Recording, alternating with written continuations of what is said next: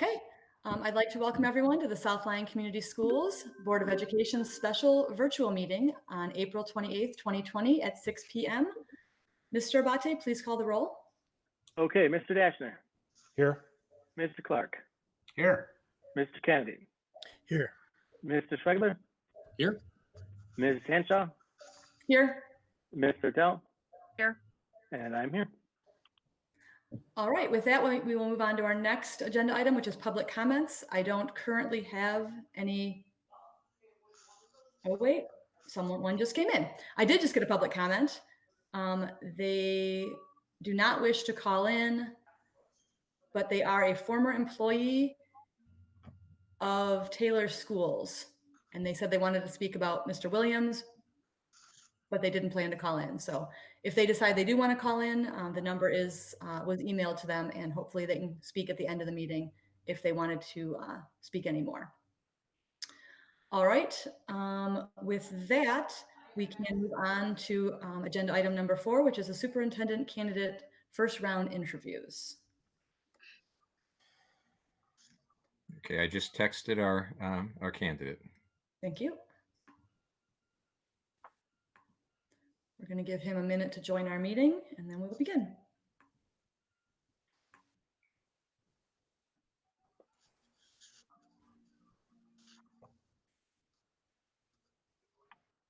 And there he is. His mic is on mute. There you go. All right, we will begin. Good evening. On behalf of the Board of Education of South Lyon Community Schools, I would like to welcome Stephen Archibald to this interview for the position of superintendent. Mr. Archibald is the current Assistant Superintendent of Human Resources and District Services for the Livonia Public Schools in Livonia, Michigan. The next step we're going to do is we're just going to introduce everyone on the board, just so that you know who you're speaking to. Again, I'm Carrie Hanshaw, Board President. I'll go next. Eric Kennedy, Vice President, School Board.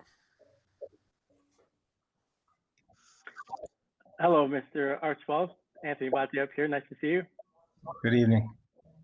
Good evening. Craig Dashner. I'm the treasurer of the board. Hello. And Randy Clark, board trustee. Good evening. Jenny Ertel, trustee. Hi there. Hi, and I'm Dan Schwegler, trustee. Great. Okay, so for just a moment to describe our format. The interview may take up to 90 minutes. There will be 21 questions from the board. Toward the end of the interview, time permitting, we will give the candidate an opportunity to ask questions of the board and make a closing statement. And we will let you know if time is becoming an issue and there's a need to pick up the pace in your responses. Audience feedback may be submitted electronically. Although the task of choosing our next superintendent is the responsibility of the board, we value and consider the input of our stakeholders in the process. And also, just so you and everyone know, most of us on the board are either taking digital notes or written notes. So if we're not looking at the screen or the viewer, that's why. So with that, I will start with the first question. Well, we've had the opportunity to review your application materials. Those watching from home have not. Please briefly review your background and share what causes you to be interested in this position at this point in your career. Yes, thank you, President Hanshaw. Good evening to everyone. I'm not sure that I've ever been more excited to be seated in my basement. So good evening. I want to thank the board initially for inviting me here tonight to meet with you. Simply being considered to be the superintendent for South Lyon Community Schools is an honor in and of itself. And that I'm just extremely excited to be here this evening and to be speaking with each of you and with the community who is tuning in. In getting into my educational background, I'd like to first start with some personal notes. I live in New Hudson, moved here with my family about 3.5 years ago. My wife and I have been married soon to be 27 years, 2 children. Our oldest is a first-year kindergarten teacher, and our youngest will be a MSU graduate this coming Friday. I can say wholeheartedly that I couldn't be here and could do very little of what I do and have done without their unyielding love and support. Professionally, I graduated from Central Michigan in 1988. It was a period when jobs were not very prevalent in education. There wasn't a very good job market. I subbed in Dearborn Public Schools for about a year and a half. And then I had the good fortune of being hired to teach physical education and mathematics at Frost Middle School in Livonia. I taught there for 2 years. And each of the first 3 years of my career, I had been laid off, and fortunately, eventually recalled. In my third year, just prior to my third year, I was recalled back to Churchill High School, where I taught mathematics for what amounted to be 2 years. During that time, I've also coached a variety of sports, including football, basketball, and baseball at the secondary level. During my second year at Churchill, one of our administrators had moved on to central office, and the principal had approached me. He knew that I'd been working on my master's degree in educational leadership and asked if I'd like the opportunity to step in as an interim assistant principal for the remainder of the year, which amounted to be about eight weeks. I was excited for the opportunity. I thought it'd be a great opportunity to get experience very early on in my career. I had the full intention of taking that experience, learning from it what I could, returning back to the classroom and to coaching and pursue administration at a later point. They went through a round of interviews to fill that position. I wasn't even eligible for an interview at the time. I hadn't completed my master's degree yet. They didn't make a selection. I got a call one evening from the Human Resource Department, and they said, "Steve, when can you get your master's?" So the next morning I called Eastern and I was well through my program, but I met my advisor for the first time, not much to her amusement. And we put a plan in place to finish by early August, which is what I was asked to do. That entailed me taking a correspondence course on that interim experience, as well as taking 12 credits that summer between Ypsilanti, Willow Run, Flint, and Traverse City. And I had the great fortune, went ahead and interviewed, received the position. I was an assistant principal at Churchill for 6 years. My experience was initially in the attendance office, overseeing pupil accounting, and then later on into the to the scheduling office, where I was responsible for the master schedule. And obviously other things that go along with that, including student behavior, student attendance, teacher evaluations, and so forth. In 2000, I interviewed and was selected to be the principal at Stevenson High School. I remained there for 11 years, and in 2011, our director retired, and the superintendent invited me over to join his cabinet as the director of secondary programs. That position ultimately was retitled to assistant superintendent. My responsibilities there, including the secondary schools, which is 3 middle schools, 3 high schools, and a career technical center, but also K-12 art, K-12 music, secondary world language, secondary counselors, our shared time program, adult education, summer school, and I'm sure a few other things that I'm probably missing. And then just 2.5 years ago now, our current superintendent, we had a vacancy when our director of human resources had resigned unexpectedly. That position was vacant for a series of months. Myself and other members of our cabinet team picked up some of those responsibilities, and eventually our current superintendent appointed me to that position where I am currently. Getting to why, my knowledge, skills, and experience, I feel, have prepared me extremely well for this opportunity. Each move that I have made throughout my career has really been motivated by my desire to serve the school community and positively impact the school community in a greater capacity. And as I look at this position, it affords me a very exciting opportunity that matches very well with my experience and my aspirations to lead a very prominent school district, driven to provide all students with a quality education and rich school experience. I don't just want to be a superintendent. I have a wonderful opportunity where I am currently in Livonia. It's not that I just want to be a superintendent. I want to be the superintendent of South Lyon Community Schools. Simply stated, this is an amazing opportunity, and this is really a tremendous fit. And it's up to me tonight and throughout this process to help verify that. So thank you. Thank you. Given what you know about South Lyon Community Schools, please tell us what you believe are the most immediate challenges we face, as well as the most critical long-term challenge we will need to address. Yeah, I think possibly the most immediate challenge may be the bond election coming up in August. I think for a variety of reasons, the timing of it being in August poses additional challenge in terms of we don't have the type of access we might have to our employees and to our community to help inform them on the election.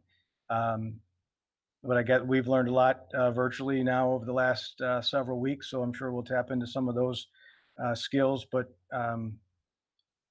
we also have a large portion of our community that don't have school-age children and aren't familiar with our schools.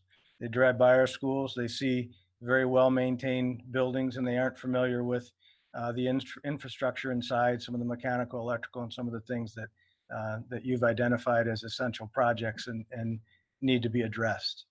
So I think we have a very short window in 3 months, and I know that the district has done a tremendous amount up until now in preparation, and I'm sure considered a lot of those things in setting the August 4th date. But knowing that those items on the essential list and your scope of work,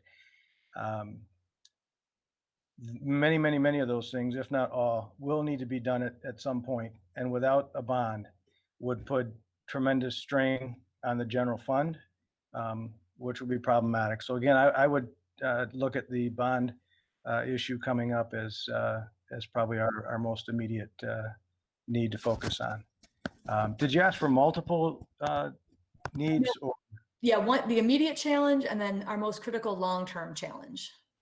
I think the long-term challenge is related to that in school funding. I say long-term, it really is an immediate need that needs to be addressed, but we know that improvements will occur there over time.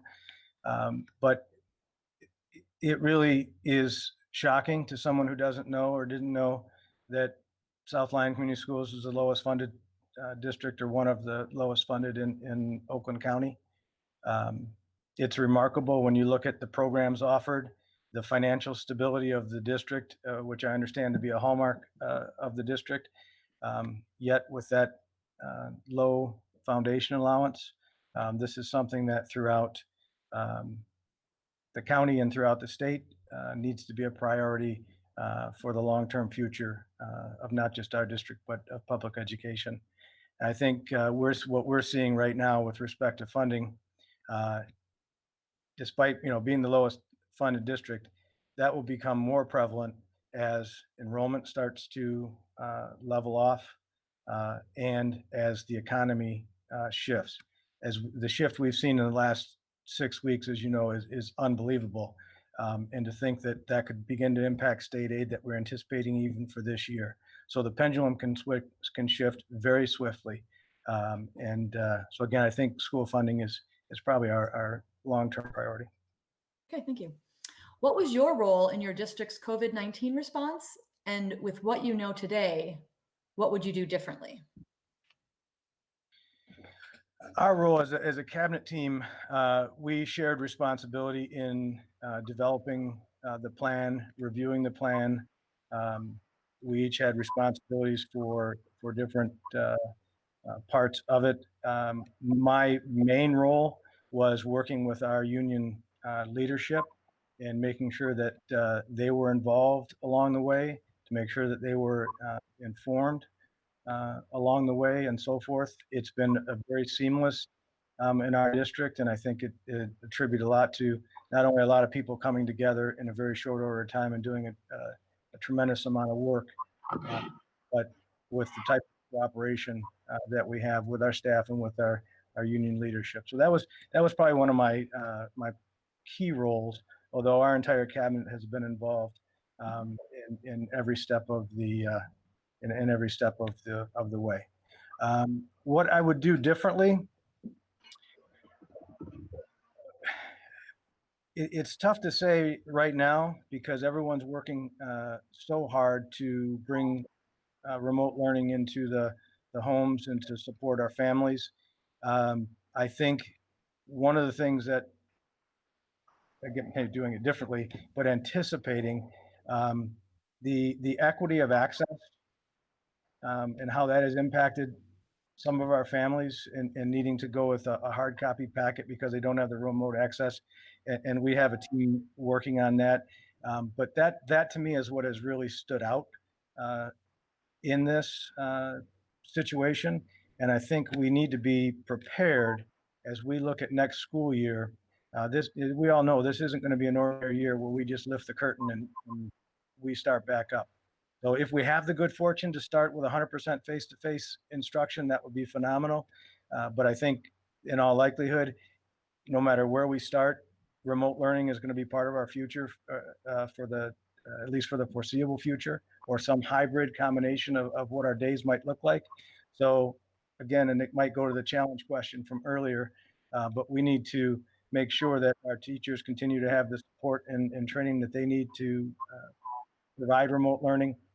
We need to make sure that our students have the access, and we're also learning and feedback that a lot of our parents are pretty stressed right now too, and we need to make sure that they've got the support and you know, they're feeling it pretty much 2 in a week. So we'll need to be able to address that. Thank you. Mr. Tell? Yes, so I have the next 2 questions for you about district relations. Maintaining healthy relationships with school and community stakeholders is important to the Board of Education. Please share with us how you have gone about building and maintaining successful relationships with a diverse group of district stakeholders. Yeah, thank you. I think the main thing that we can do is to be highly visible. We need to be visible, especially as administrators. We need to be visible. We need to be accessible. We need to interact with people. It's not enough just to be present at an event, but we need to engage, have conversation, both in a personal, social level, and as well as in a work setting. So I think one is trying to make sure that, again, you're out there, but also these interactions and whatnot don't just happen. So we make a point to schedule regular meetings with, again, in my case, our union leadership. We meet regularly, and we also work to make sure that all the people that work with us or work with me, have access to us, whether it's email, cell phone. I could be working on a sensitive personnel issue, and I know the staff member might be anxious. I give them my personal cell phone number because I want to be, if they have an issue or concern and they're upset or frustrated about something, I want them to be able to reach me so that hopefully I can work with them to put their mind at ease. But again, it just comes down to being visible and interacting with folks. And we are in the people business. Thank you. What are some examples of community activities for which you have provided leadership, and in what ways did they benefit your district? Yeah, one way we hired a company a few years ago to take over our athletic training, and we had an additional need for physicals, for heart screening, and for training and professional development for our coaches and teachers. And so through that connection, I was able to partner with them, brought them into the district, and along with our athletic directors, we were able to provide those additional services to our families at little to no cost. And so that was a very valuable partnership. I work closely with the Livonia Police Department. Just prior to the shutdown, we were working on bringing in a speaker to present to our administrative group and community on school safety related items, and hopefully we'll be able to pick that back up in the fall. I've worked with Livonia Police Department, if you remember back several years ago when K2 spice was popping up in communities and devastating families and lives. And I work with the task force there, and along with our Livonia Save Our Youth task force. And we work for ways to educate the community on that dangerous substance, as well as to try and help rid it from our city. So those are just a couple. Thank you. How do you think various stakeholders, parents, community, staff, should be involved in our decision-making and in setting direction for our district? Well, I think we should receive feedback from our stakeholders on a regular basis and on important issues. My current work, I'm on the district school improvement team. We have a large number of stakeholders represented on that particular team.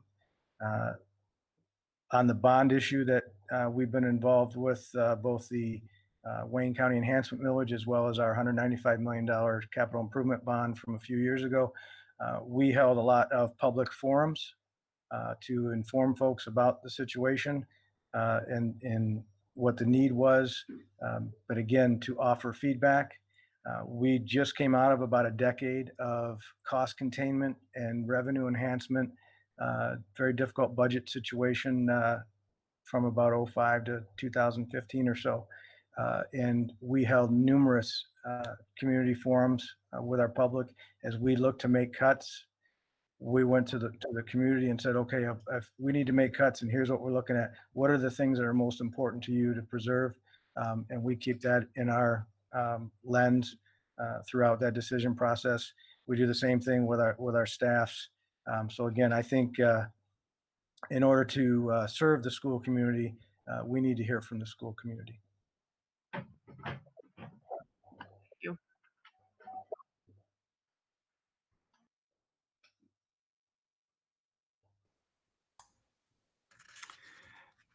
Good evening. This is Randy Clark. I'll be asking you the next 3 questions regarding political awareness.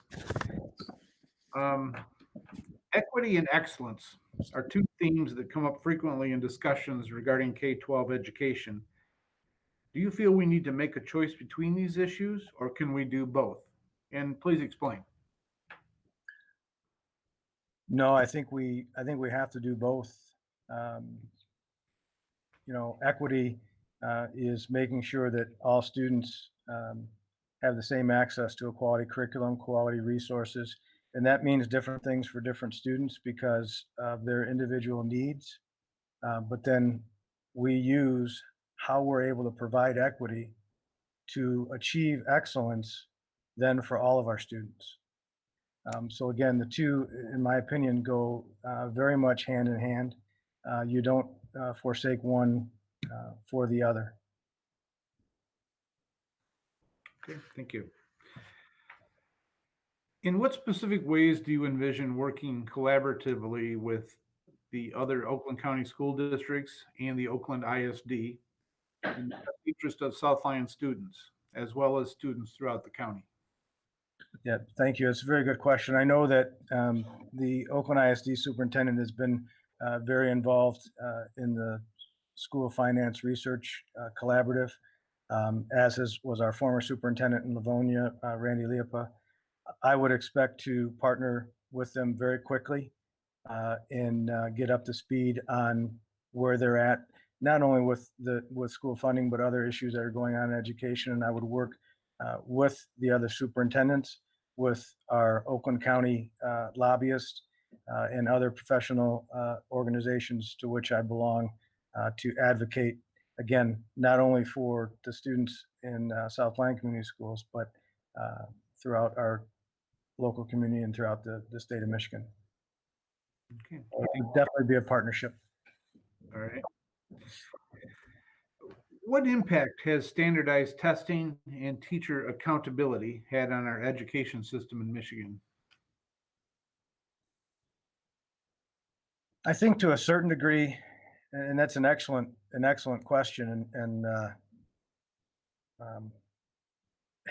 I think to a certain degree it has unfairly put us in a box. I think to have expectations, we have expectations each and every single day. Our work is out there for the public to see and for our public to experience. So we are evaluated again in everything that we do with the students with whom we're working. I think the idea of standardized testing has unfairly shifted folks' thinking to whether it's focusing on a test as opposed to focusing on learning for the sake of learning's sake. An example of that would be what we're dealing with right now in the remote learning. And a lot of the questions from kids and their motivation and their parents' motivation is, what's the grade going to be? Am I being graded? Is this count? How do we shift back to the value and importance of learning for learning's sake? So again, accountability, have absolutely no issue with it. We should be accountable in many different ways in which people should choose to evaluate and measure us. But again, I think it has done some as well, and it took me a while to get to this point, but from an educator standpoint, we have let it control the narrative in public education and let it impact our morale negatively. And we need to take that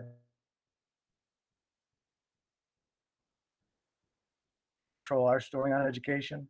You can't tell it all by a standardized test. Those are important. They have a place. They should be part of it all, but we're much more than a single number.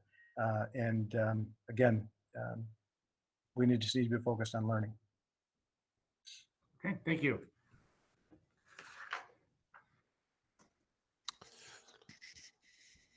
Mr. Archibald, I'll be going over 3 questions on finance. The first question I have for you is describe your experience with budget development and financial management, including making difficult budget cuts.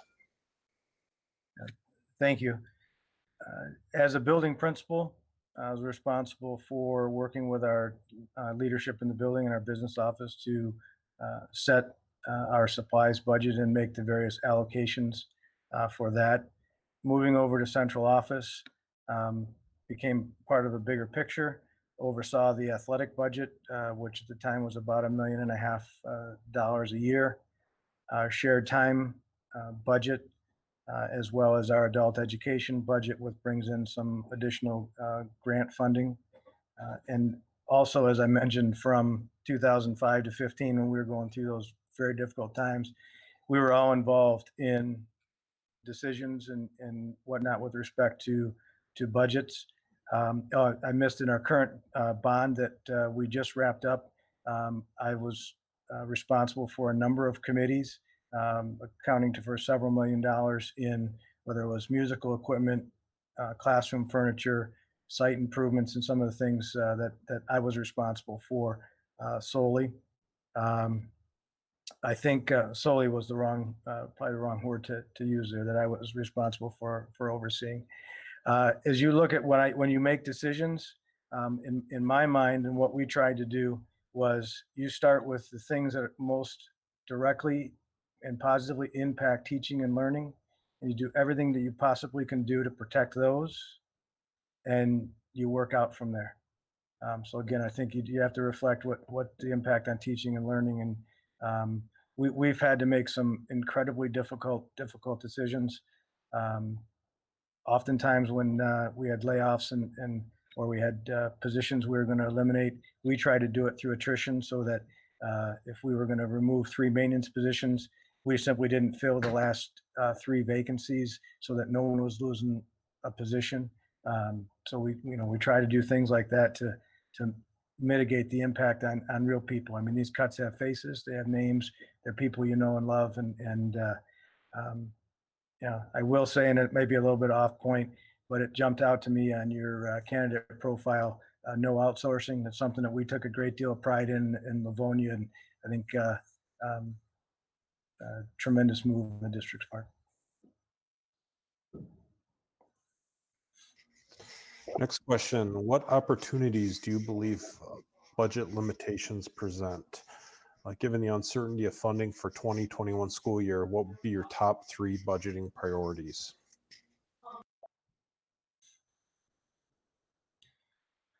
Wow, that's an excellent question, and ironically, just prior to this meeting starting, we were in a meeting with our cabinet, beginning to have a similar discussion. I think the first thing we need to understand really is what the landscape is. Um, we're in a very fortunate position in South Lyon with a very stable budget outlook, so I think we don't have to panic. And that we really need to take time to, number one, understand the situation, get the information from Lansing and what our situation is going to be, for next school year. So I think we need to make sure, and I know in your budget presentation earlier in the week, you've put in some very reasonable projections, if you will, or things to anticipate with respect to your student enrollment and a possible cut. But again, we need that to stabilize a little bit so that we know what cards we're dealing with. So that would be number one. I think again, we've got to get a handle on the staffing situation and where we're at, because where we're at financially lends to staffing. So I would want to know what our position is from that standpoint. And perhaps it's the HR side, but I'd want to know contractually where are we at in our agreements and any anticipated costs or any contracts that are up. I think we have one coming up with the administrators that might be due soon. So I'd be looking at some of those, priorities, looking at what are our revenues really going to be, what are our expenditures, and just try and stabilize the ground underneath our financial feet.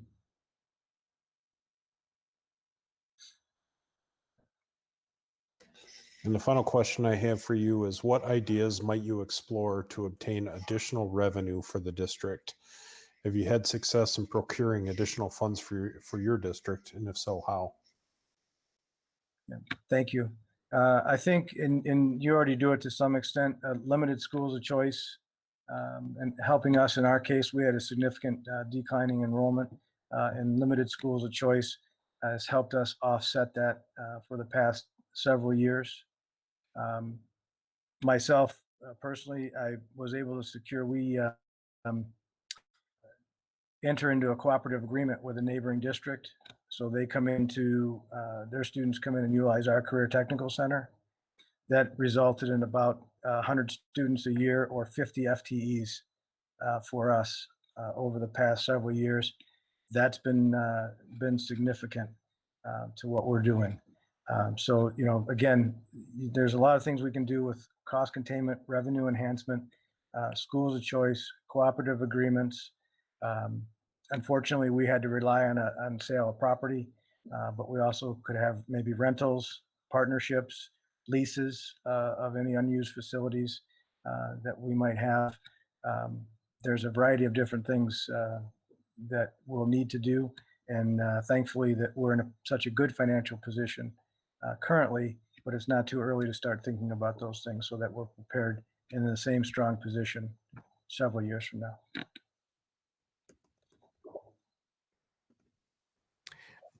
Mr. Archibald, this is Eric Kennedy. I have your next three questions.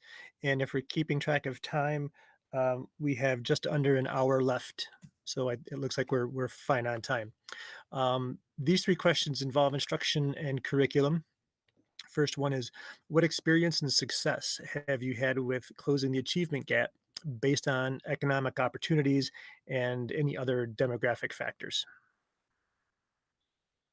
Yeah, speaking very candidly, I think it's an area we've focused on. We've made some to moderate improvements. I know from looking at some reports I've seen with South Lyon, you're in a very similar position in terms of the achievement gap, in particularly with students who are economically disadvantaged, as well as students with disabilities.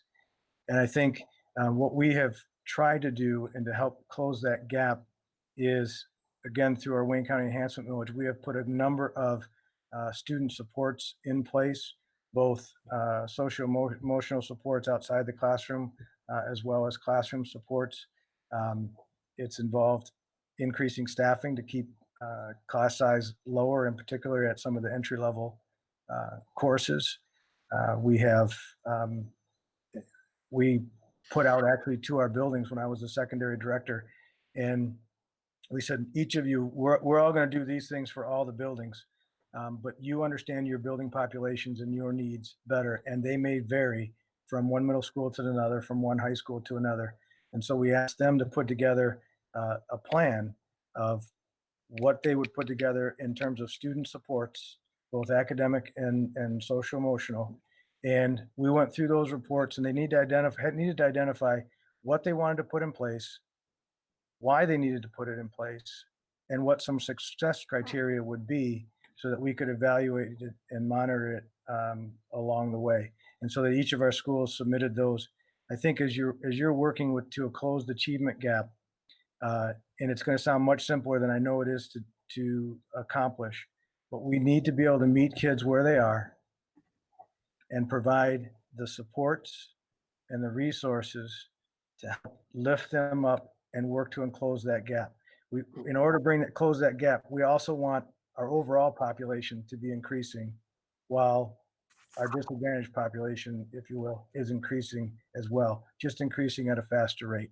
You can't do the same thing with both kids and expect the improvement or that gap to lessen.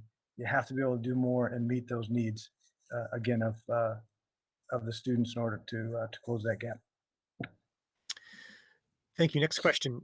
What do you believe are currently the biggest challenges with special education in our region, and how should those challenges be addressed? Yeah, that's an excellent question. We host a lot of special education programs in Michigan. I think, again, some of the greatest challenges, though, is many of the staff involved with that. They're spending so much time on paperwork and documentation, and taking away from their actual time working with children.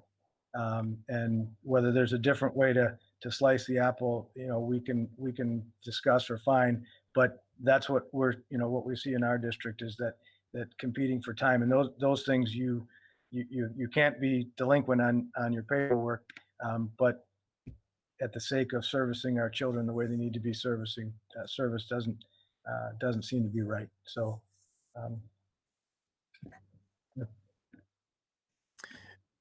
Finally, how would you meet the needs of college readiness while also providing high quality, relevant, career-focused opportunities for our students? I think we need to make sure that we have diverse programs in place that meet the needs of our population. And so that comes down to, again, having the funds and resources to be able to do that. But it's also understanding our population, understanding the needs of our population, and providing, working with our administrators and staff, and making sure that we have the appropriate programs in place, whether they're CTE or what they are. But we just need to have the programs. Thank you. Okay, Mr. Archibald, I have the next couple, and they are related to leadership attributes. So if you would please describe for us what is the most difficult situation you've dealt with in your educational career, and how was it resolved? Most difficult situation.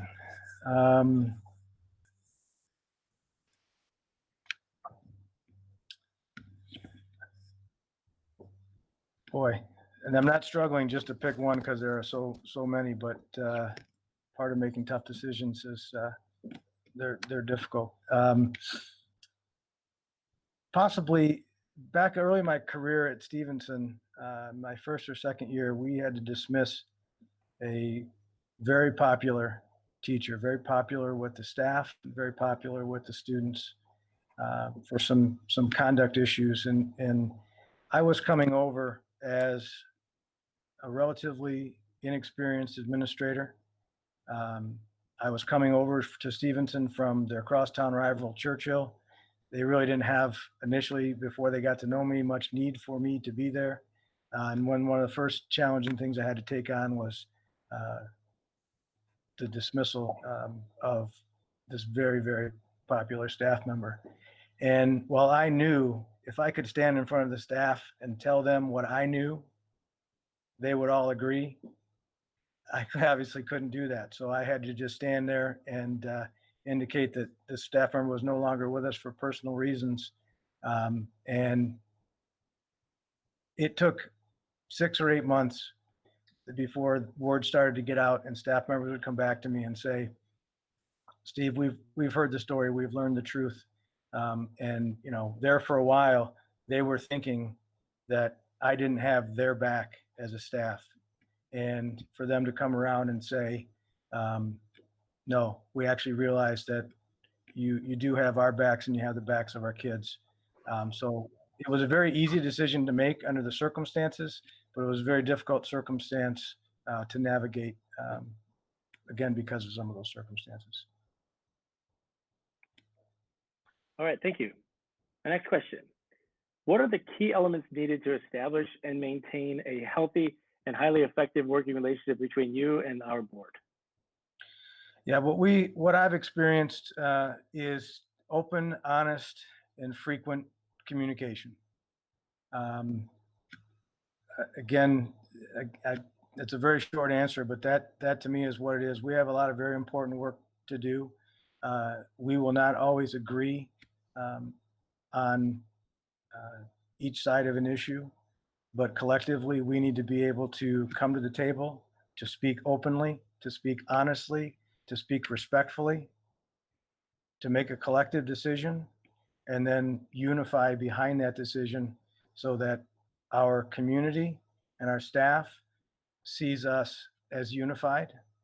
They will take direction and leadership from that. And so again, it's regular, open, frequent, honest communication. I look forward to, or would look forward to, the opportunity to speak with each of you quite a bit over the next several years.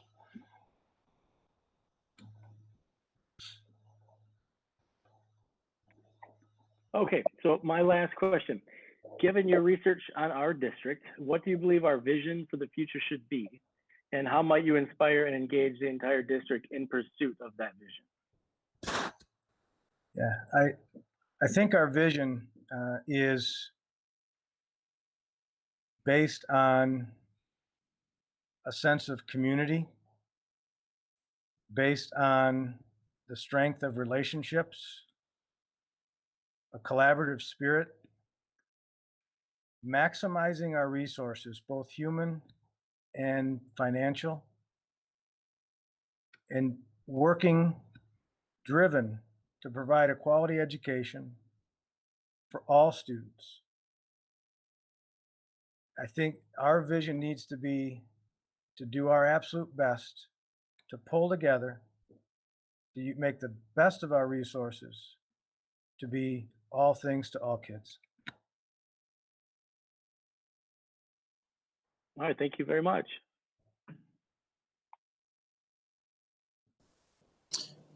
Hi, Mr. Archibald. I will be asking you your final 3 questions. It's on staff and personnel. First, please describe your most successful experience in building a high-performing work team. Yes, thank you. Teams are important. I didn't build it, but the cabinet team I work on currently is a phenomenal group of very talented people who nobody worries too hard about who gets credit. We all take a lead or we take a follow depending on the circumstance and pull together. A team that I was responsible for assembling back in 2017, again, our director of human resources resigned unexpectedly.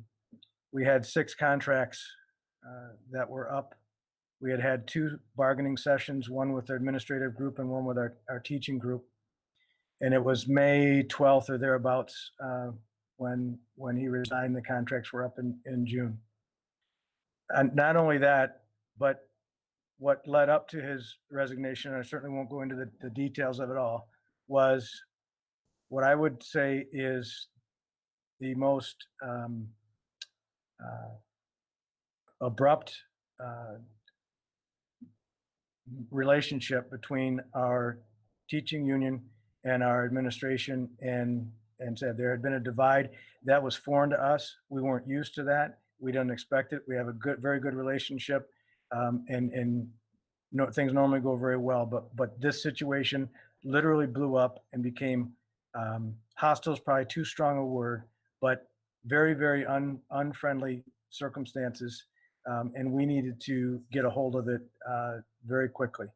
And so one of the things that we did, the superintendent invited me to sit down with the union leadership, and we took that opportunity following, again, a board meeting that was very public and very nasty and very unfortunate, to begin to immediately repair the relationship that had begun to fray, and know that we were going into bargaining.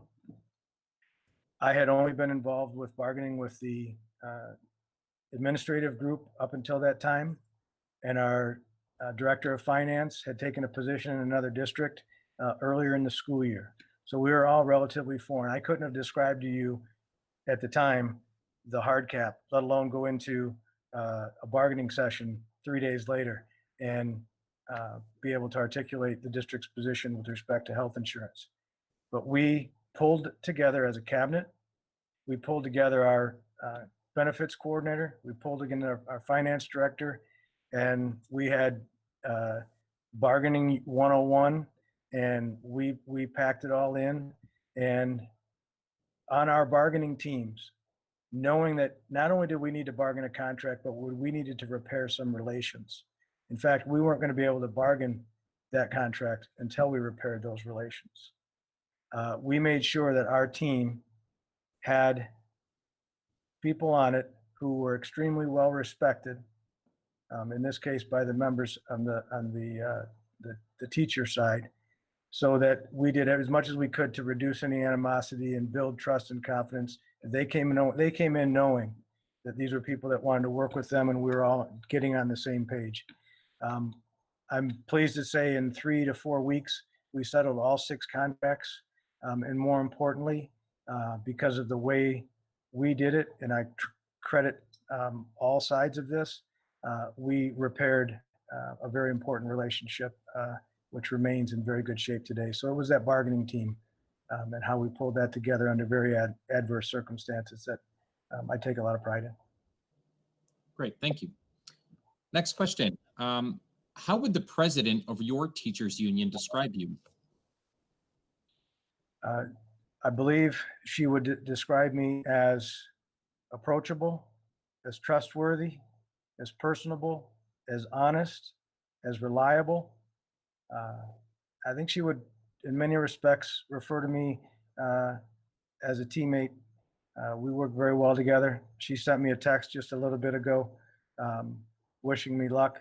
There may be a couple ways to take that. It's perhaps hoping I leave, or I honestly think it's a different side, which is she really has valued our working relationship. We don't agree on everything. We have a very open communication. We say to each other all the time, don't try to say it perfect. Tell me what you're thinking.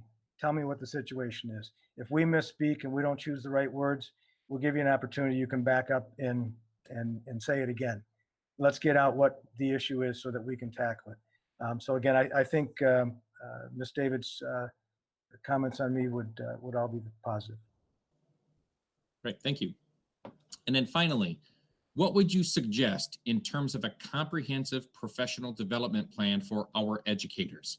Specifically, what would be the key priority area as well as the delivery system?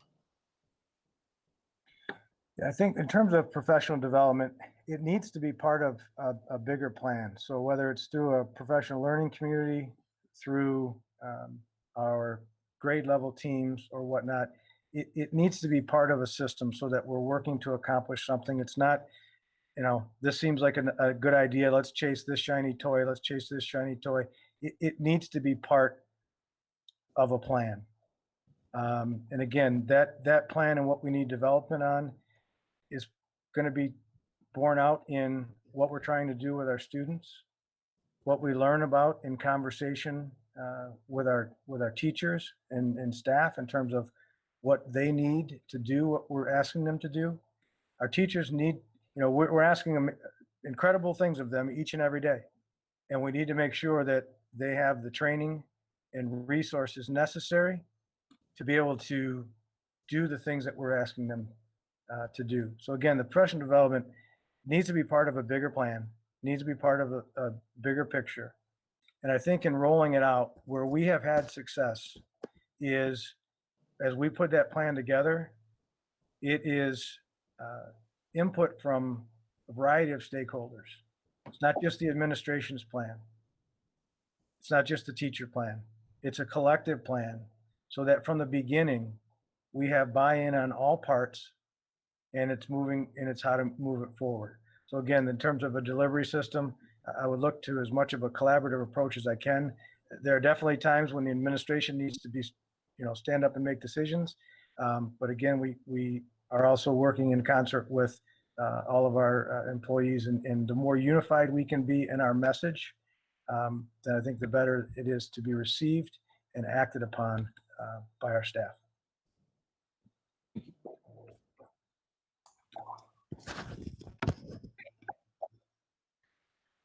All right, we would like to take a few minutes now to provide you with an opportunity to ask any questions you might have for the board.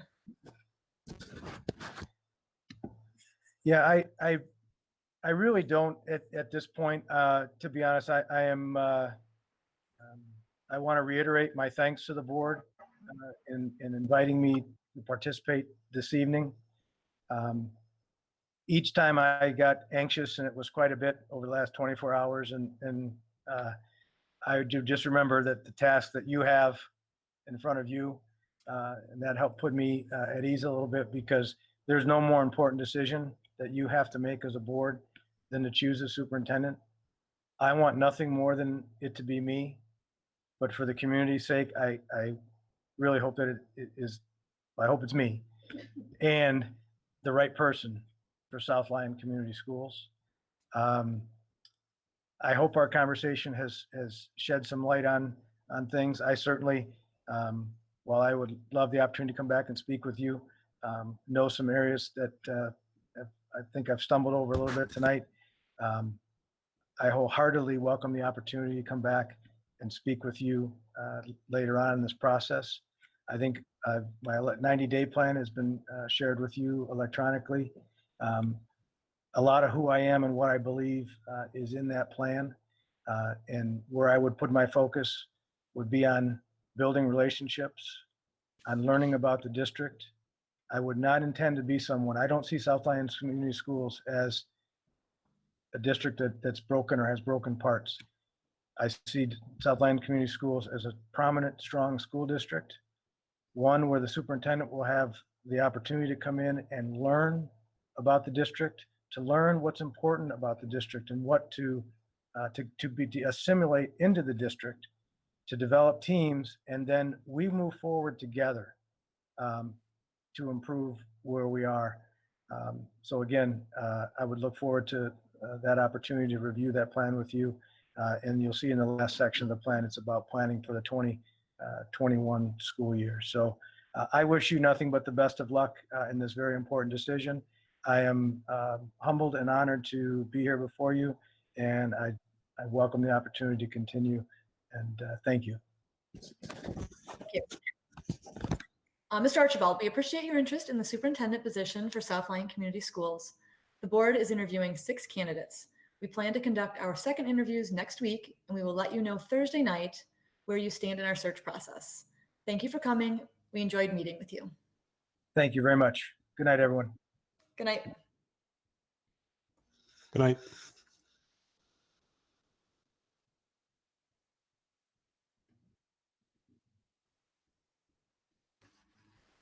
Okay, Mr. Solari, what time does everyone want to start the next one? Gonna do 7:05? 7:05? Does that work? It's about 9 minutes. Well, it's a little more than now. It's like 11 minutes, but is that okay? I'll pass the word. Okay, thank you. We're gonna go for a 11-minute break right now.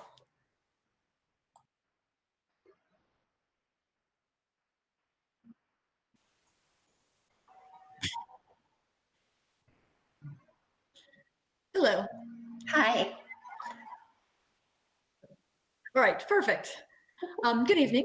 On behalf of the Board of Education of South Lyon Community Schools, I would like to welcome Dina Rushelo to this interview for position of superintendent. Ms. Rushelo is currently the Assistant Superintendent for Curriculum and Instruction for Ferndale Public Schools in Ferndale, Michigan. I'd like to quickly have the board go through and introduce themselves. I'm Carrie Hanshaw, Board President. Nice to meet you, Carrie. I'm Eric Kennedy, Vice President. Hi, Eric. Hi, I'm Anthony Abate. I'm currently the board Good secretary. evening, Anthony.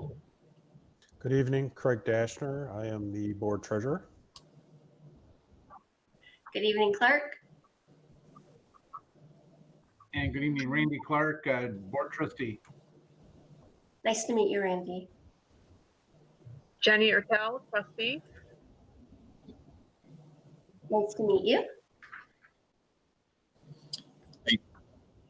Hi, and I'm Dan Hi, Dan. Schwedler, Nice trustee. to meet you too. Okay, I'll take just a moment to describe our format. The interview may take up to 90 minutes. There will be 21 questions from the board. Toward the end of the interview, time permitting, we will give you an opportunity to ask questions of the board or make a closing statement. And we will let you know if time is becoming an issue and there is a need to pick up the pace of your responses.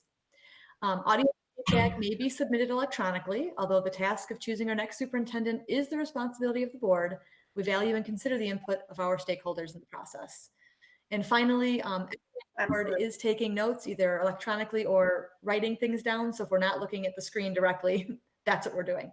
So with that, I'm going to offer the opening question.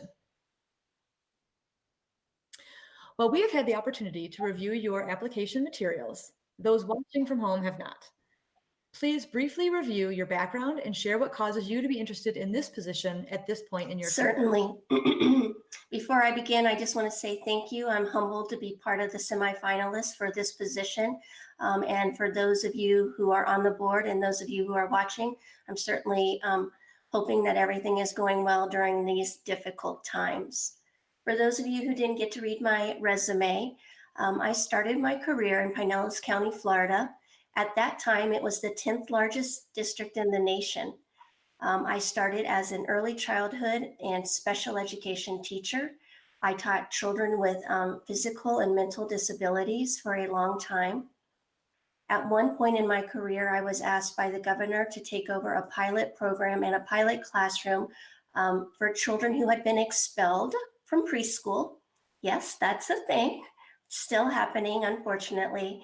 And we watched those children grow up and had long-term data over that. And that was something I was very, very proud of. As a classroom teacher in Pinellas County, I also was the special education department chair for many, many years.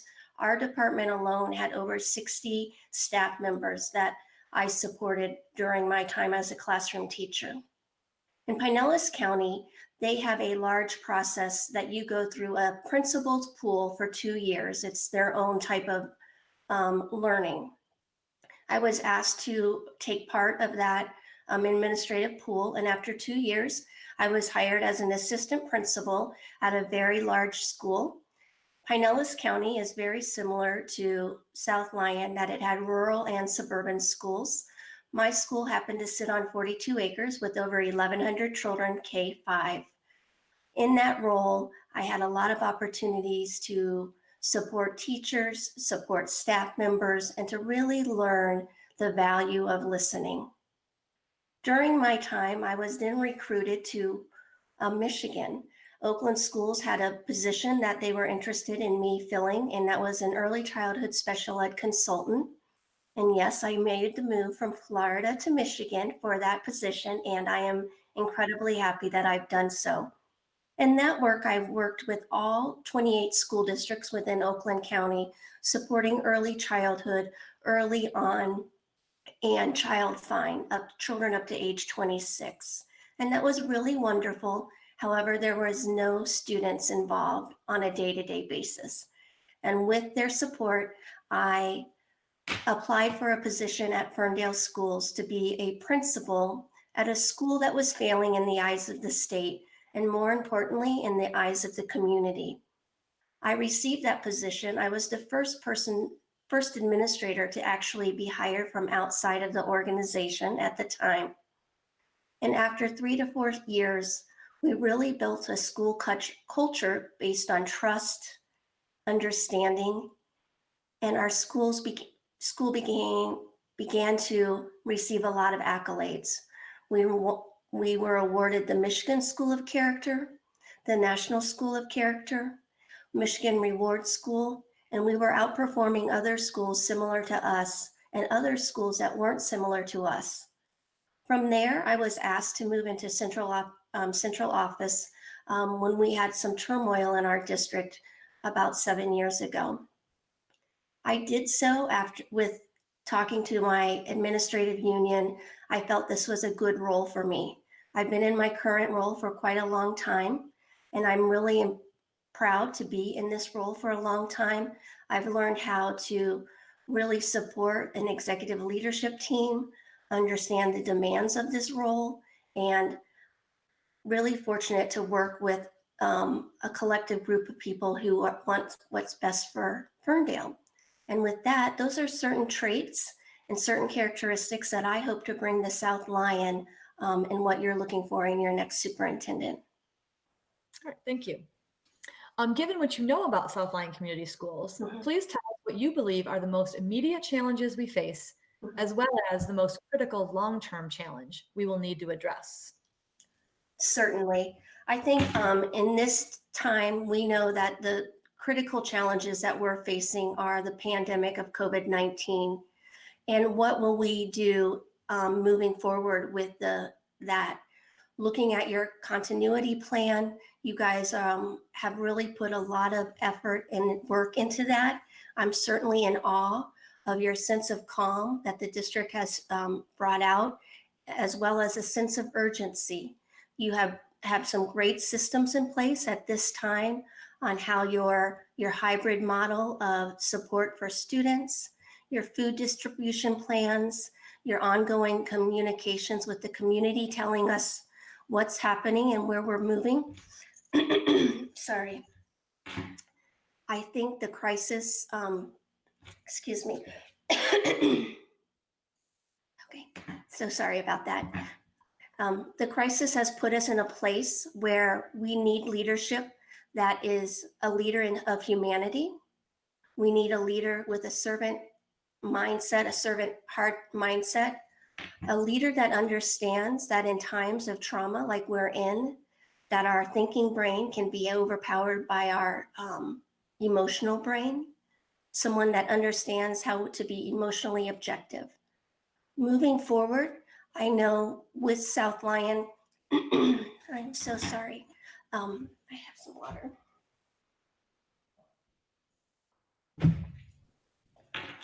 I also am aware that South Lyon, your foundational allowance is significantly low. And so we would need to advocate and continue to be vocal around the needs of all of our children and the inequities that we have in regards to that. All right, thank you. Mm-hmm. What was your role in your district's COVID-19 response? And with what you know today, what would you do differently?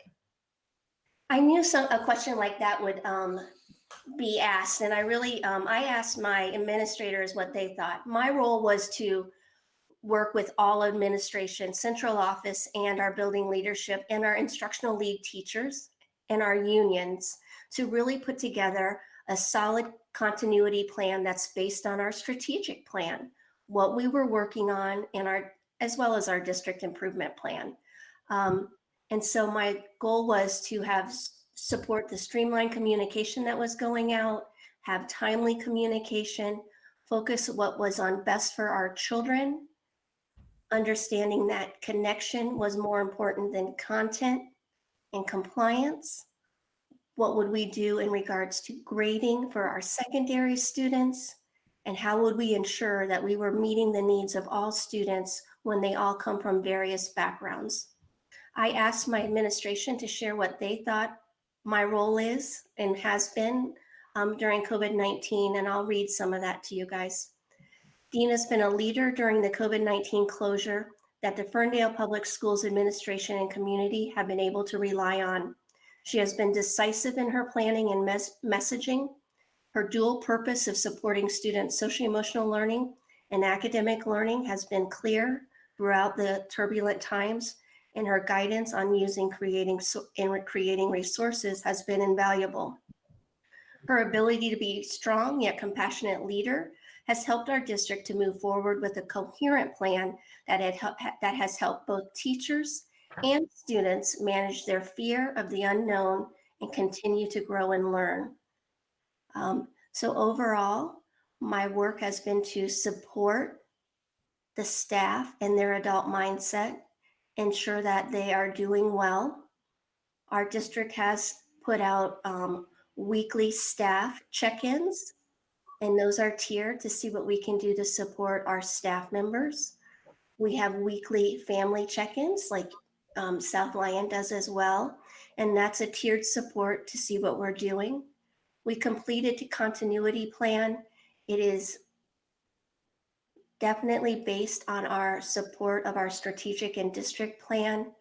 We continue to work together to think about the financial distress that we will be in, and just make sure that we have clear lines of communication and that we're available and that we're present during this very, very difficult time.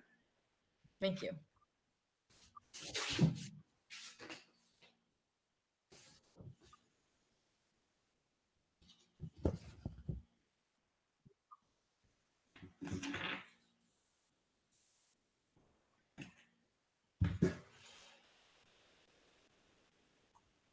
And district relations. Maintaining healthy relationships with school and community stakeholders is important to the Board of Education.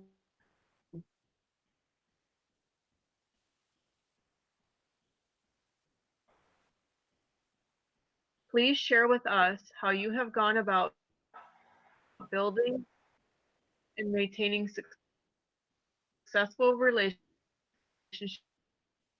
with the diverse group of district stakeholders. Jenny, you were cutting in and out, so I'm going to read that question again. I greatly appreciate that, Carrie. I think I got bits and pieces of it, but let's make sure I answer the right question. Okay. So I will repeat for Mr. Tell. Maintaining healthy relationships with school and community stakeholders is important to the Board of Education. Please share with us how you have gone about building and maintaining successful relationships with a diverse group of district stakeholders. Certainly. A metaphor that I've used throughout my career is a metaphor called the school family. And the school family is a metaphor that it's the optimal development of all members of the school family, the students, Can everybody hear me? The staff and the community. Uh-oh. I'll keep going, I think. Is that okay?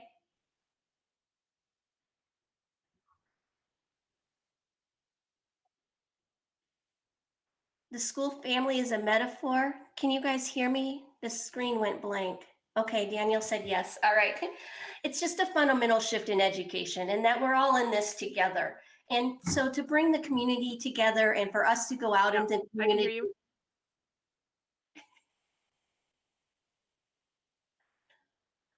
And the school family, that metaphor, that's the core of who I am. And, you know, I would want to develop relationships with the staff, the students, the families, the different members of the community that lift up the practices and the hopes and beliefs of South Lyon. I would do that by visiting different community organizations, going to visit Little League and different organizations such as that. I would really make it a big effort to do that. In Ferndale, we have really reached out to the community. One thing that we've done recently we started a diversity committee, and it has really grown and been very, very powerful to make sure that we have all of the people at the table and that we're cognizant of those who are not. And so something like that is very, very important to me. The community is very important to me. As the superintendent and school board, our ultimate goal is to leverage the values and beliefs of what the community and family wants. And so we need to do that in all of the different ways possible. Obviously, in this time right now, a lot of those connections might need to be built virtually, but that's okay. One of the sayings that I love is that connections on the outside build neural connections on the inside. And that's really important for us as young children and as we grow old.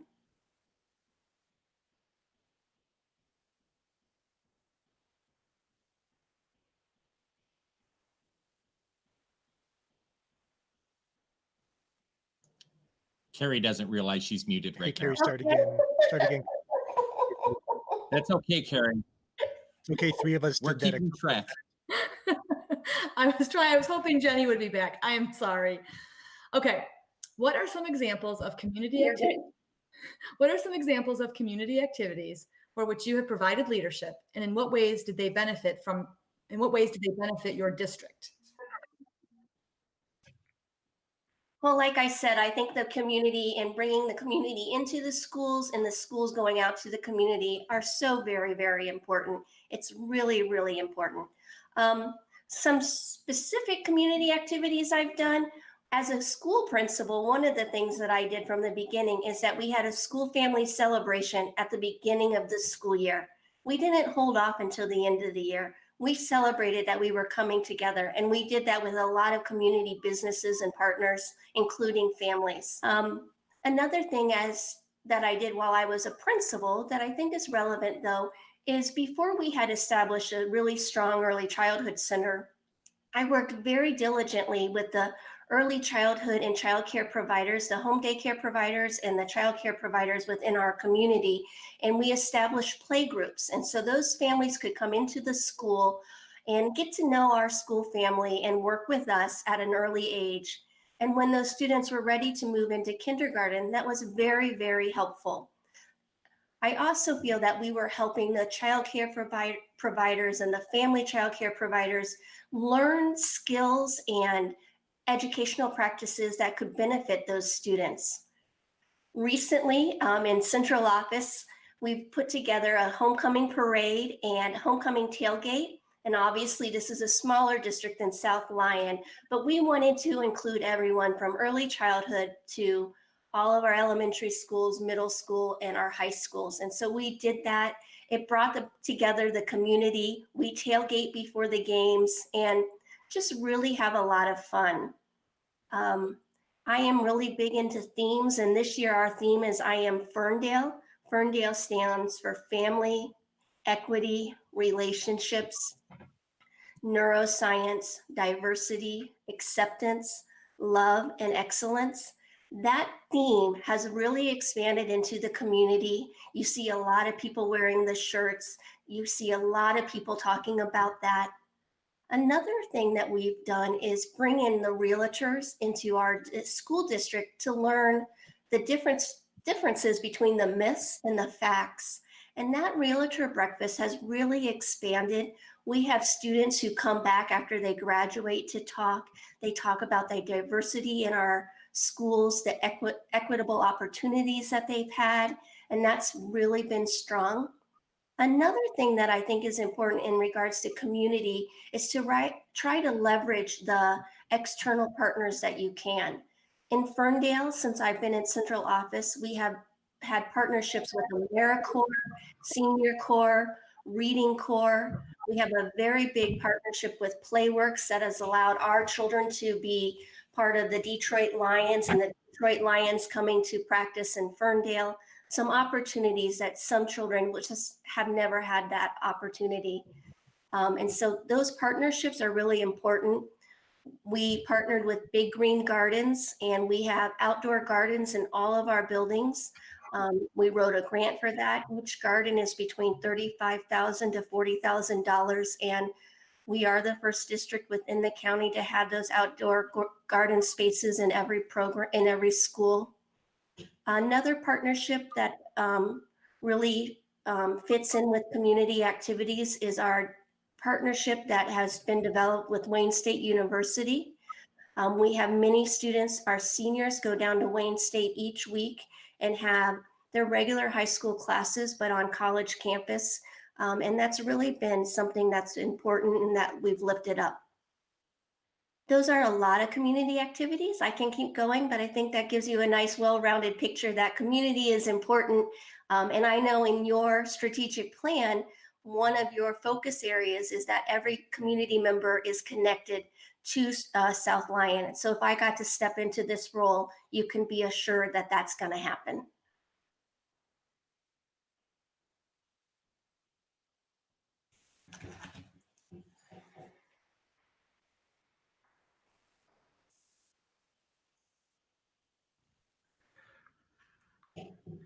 Good evening. I'm Randy Clark. I'll be asking you the next 3 questions regarding political awareness. Great, The Randy. first is equity and excellence are 2 themes that come up frequently in discussion regarding K-12 education. Do we need to make a choice between these issues, or can we do both? And could you explain? You were breaking up a little bit. You said equity and what? I'm so sorry. I'll reread that.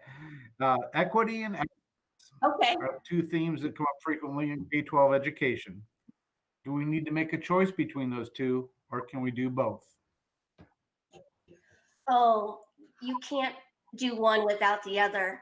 Equity is all about ensuring that we have excellent opportunities for all of our students. We have to ensure that we understand what every student and what every family member brings to the table. We have to be able to listen and be present and to understand their backgrounds and understand their values and beliefs. Equity is very, very important. It provides access to everyone.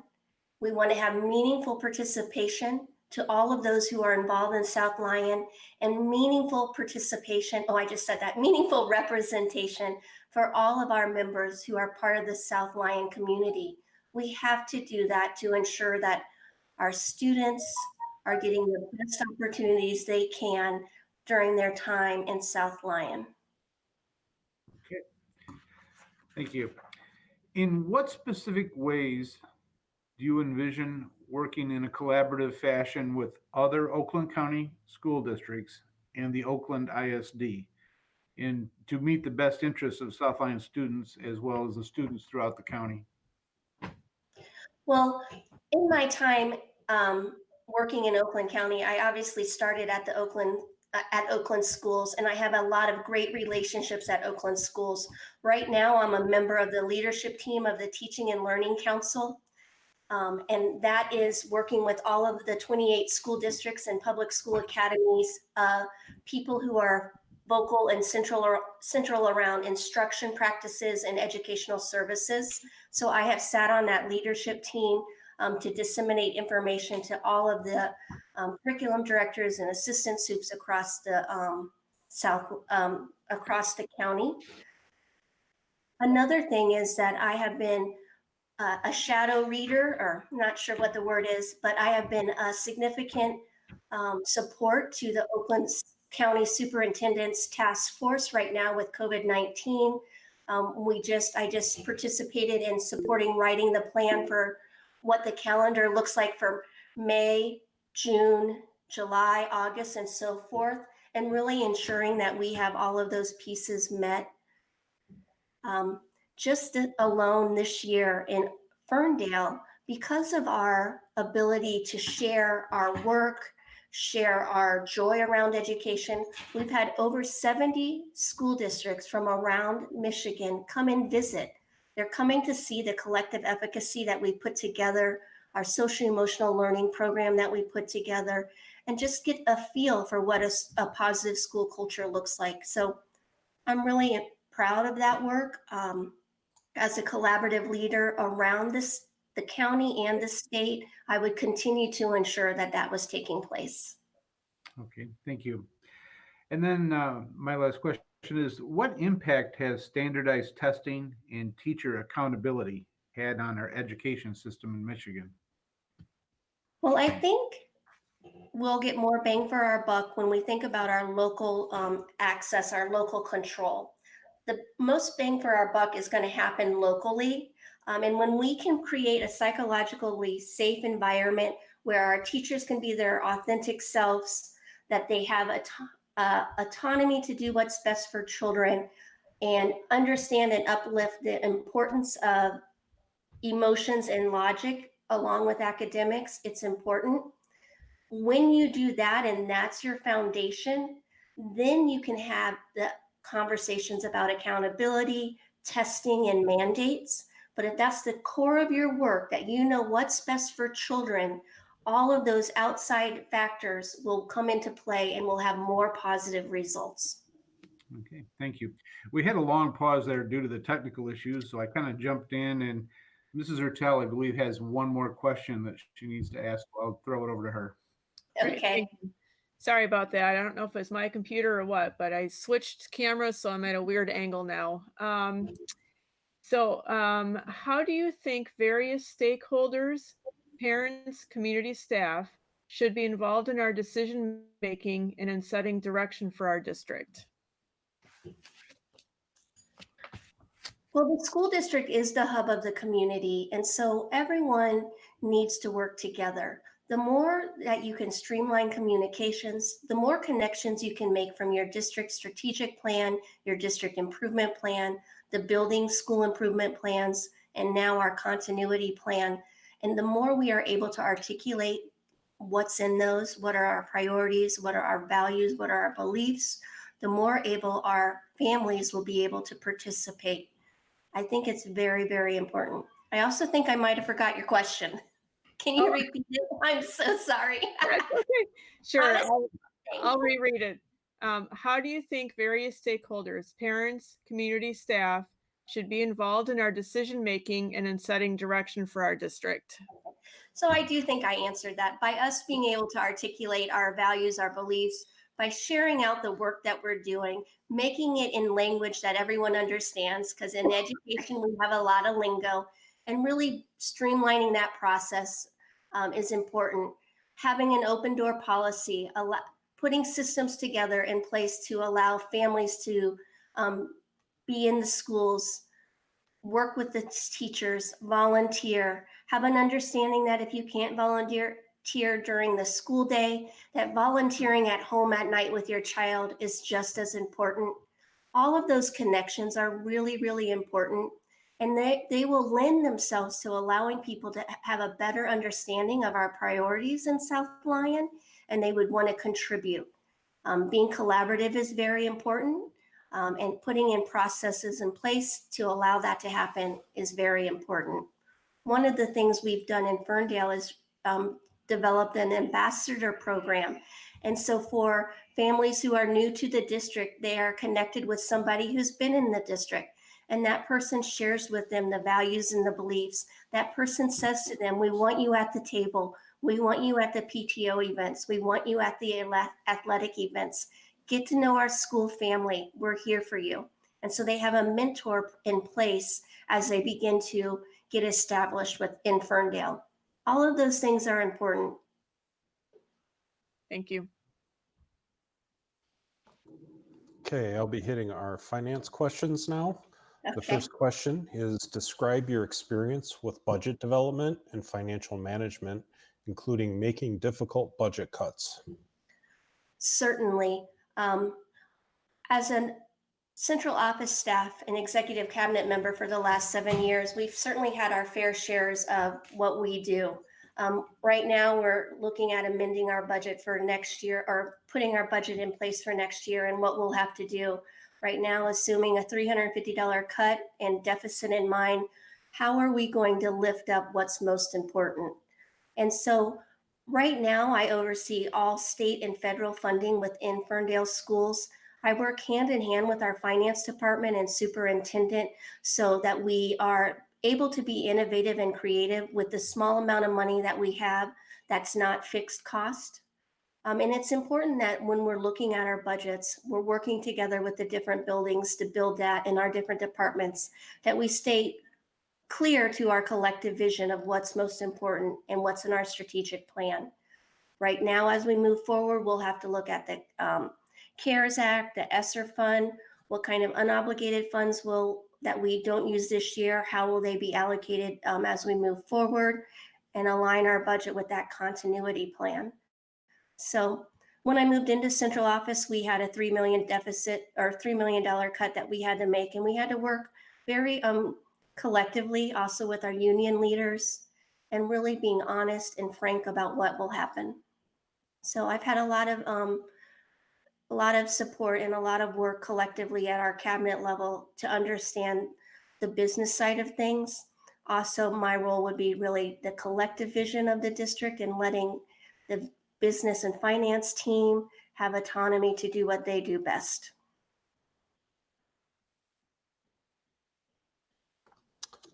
Okay, thank you. Our next question, what opportunities do you believe budget limitations present? And given the uncertainty of funding for the 2021 school year, what would be your top 3 budgeting priorities? Well, the top 3 budgeting priorities would be to minimize any cuts directly to the classroom, and that would impact students. That's very, very important.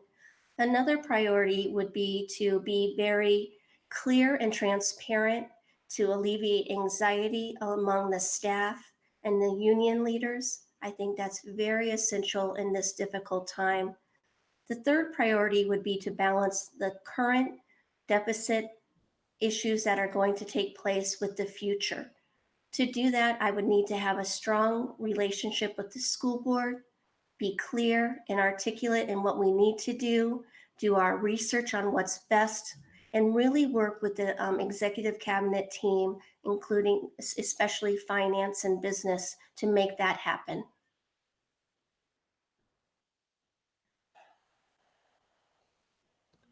And then the last question, what ideas might you explore to obtain additional revenue for the district?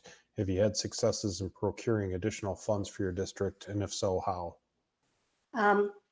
One time I was on an airplane from Florida to Michigan, and I was talking to someone on the plane, and I thought she was just really, really sweet. And I was telling her about my vision of having a playground that was handicap accessible. She literally walked into our school building the next week and handed us $25,000.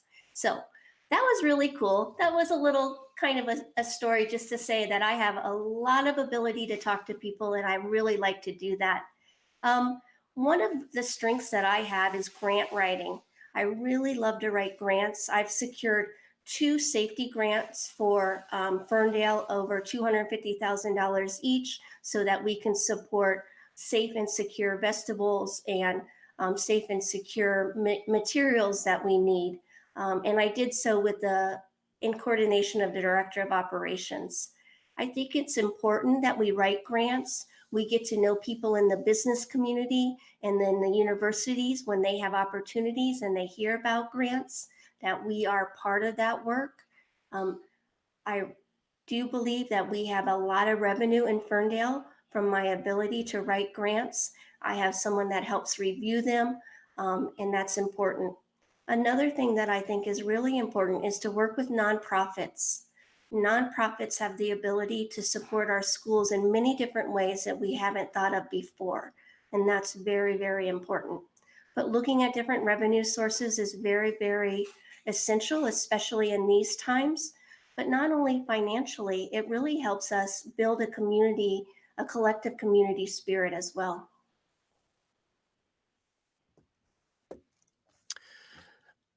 Dina, our next 3 questions come from me. They deal with curriculum and instruction. The first one is, what experience and success have you had with closing the achievement gap based on economic opportunities and other demographic factors? Certainly. In Ferndale, we have worked very hard to assure that we're having equitable educational opportunities. And what we've done with that is to really understand what's most important in regards to student achievement, and that's collective efficacy. When you put systems in place for the school and the school district, and they have intentional practices behind that, you can have a lot of great work. Collective efficacy, it means that we're all in this together. It's the number 1 factor for student achievement. That means that you allow your teachers personal autonomy, but with a collective mindset of what's most important. You do need to prune away a lot of initiatives so that the deep learning can take place. You have to stay strong in your support for that. In Ferndale, we were all over the place 7 years ago. We put together a Ferndale framework based on high quality instruction, school culture, intervention and enrichment, and assessments and accountability.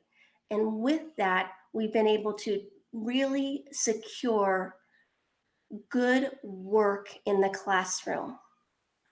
You will see that in our subgroups, some of our subgroups, a large majority of them are outperforming similar subgroups in other districts. Our African American students are outperforming other African American students across the county.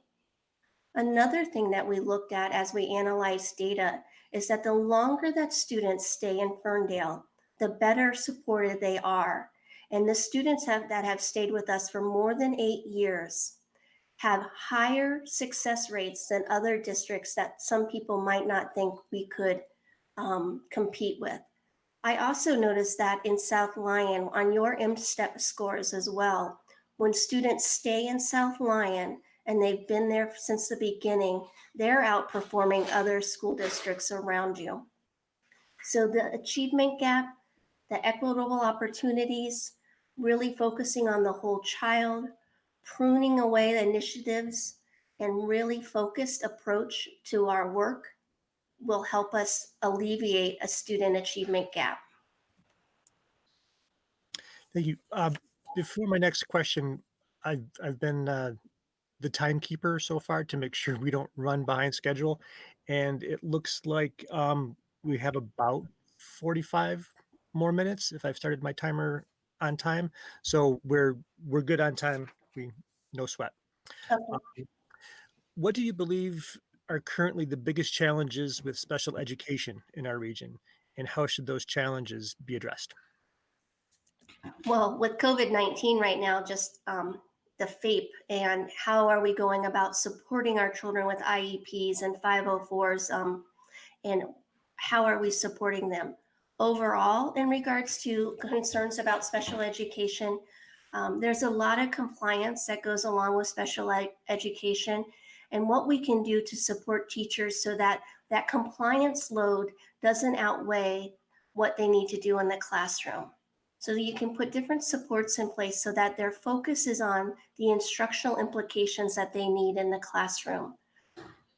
In Ferndale, it's important for us that we are ensuring that all of our children with special needs are in the least restrictive environment, that they're being included, that they're being valued, and that our other children who do not have special needs understand what a special need is. It's important for us to teach children what is autism and what autism is not. What is a learning disability and what is not?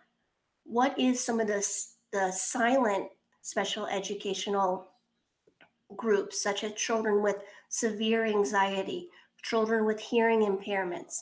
Really working to be a collective group, and so that our students understand that and our staff members do too. Sometimes before we put children into classrooms, we haven't had a great conversation with the general ed teacher for him or her to understand what value this student can bring to their classroom. So you need to ensure time for general ed and special education teachers to work together and collaborate. Our special ed teachers have so many tools in their toolkit, and we need to leverage their voice to support general ed as we move towards moving more students into the classrooms. Overall, regarding special ed, compliance, at-home learning right now, and merging special ed and general ed staff to work together for the best of the kid.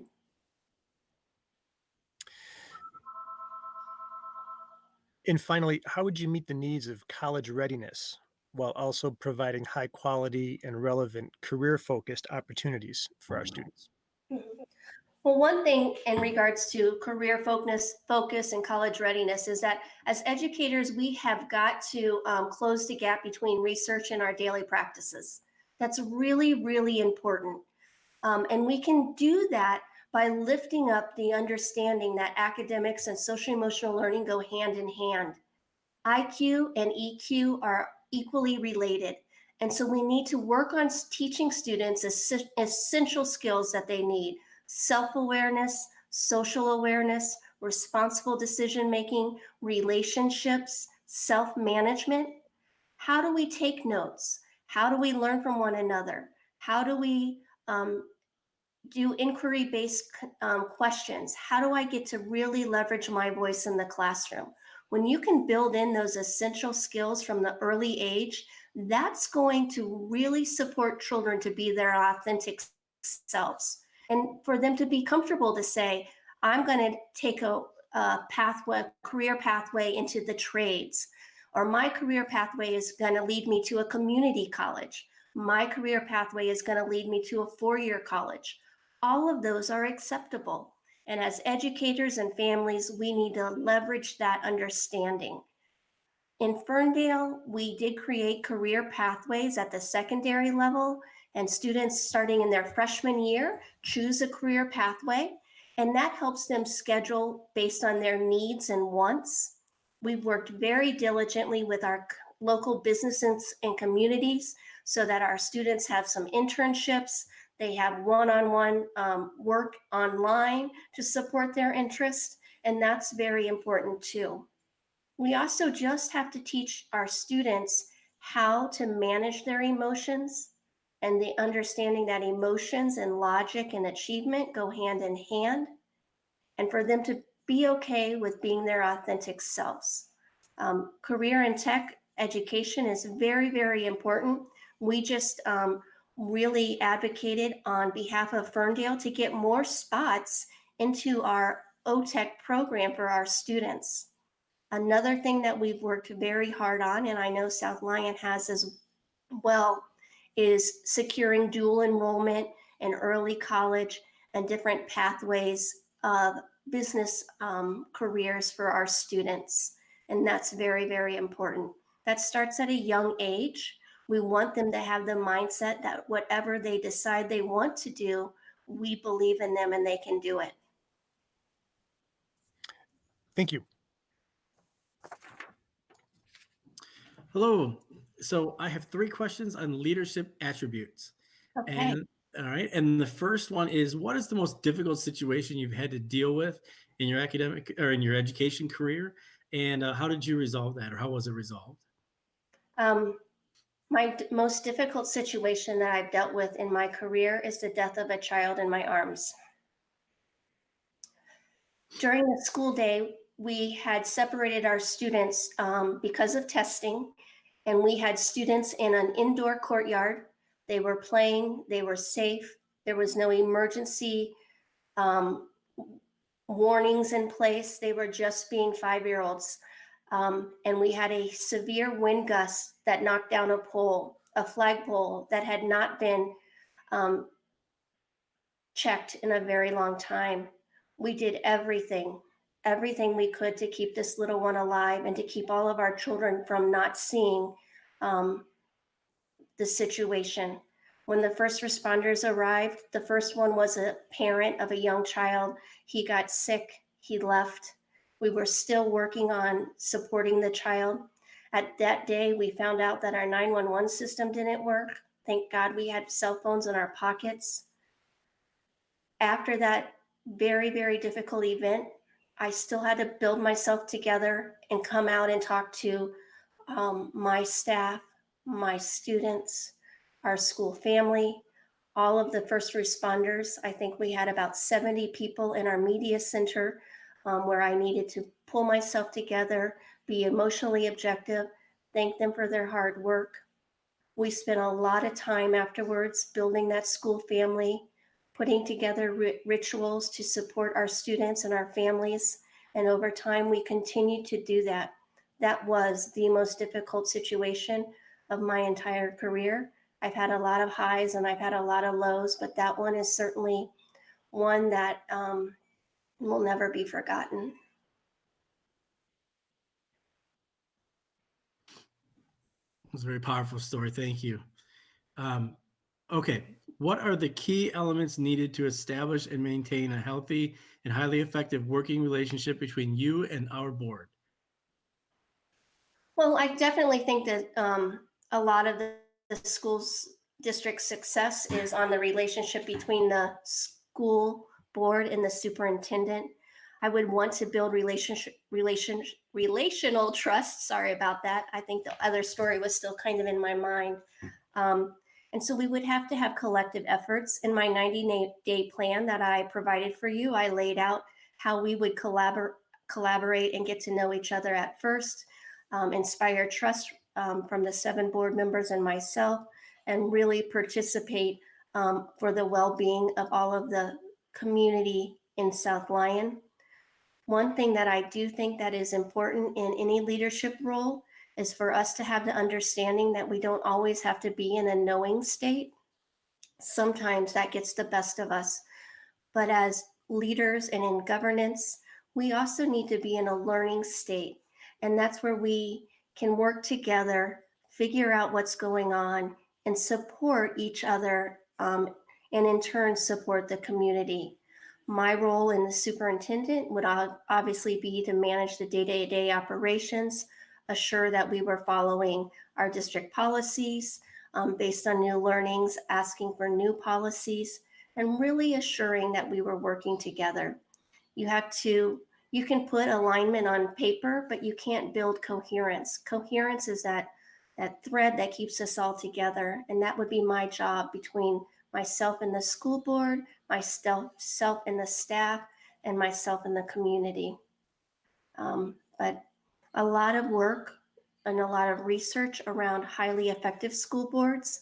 And the more we can be strategic in assuring alignment from our strategic plan, our district improvement plan, and the more connections that we have to ensure that's taking place, the better off we'll be in regards to student achievement and student success. Thank you. One question remaining. Given your research on our district, what do you believe our vision for the future should be? And how might you inspire and engage the entire district in pursuit of this vision? I like that question.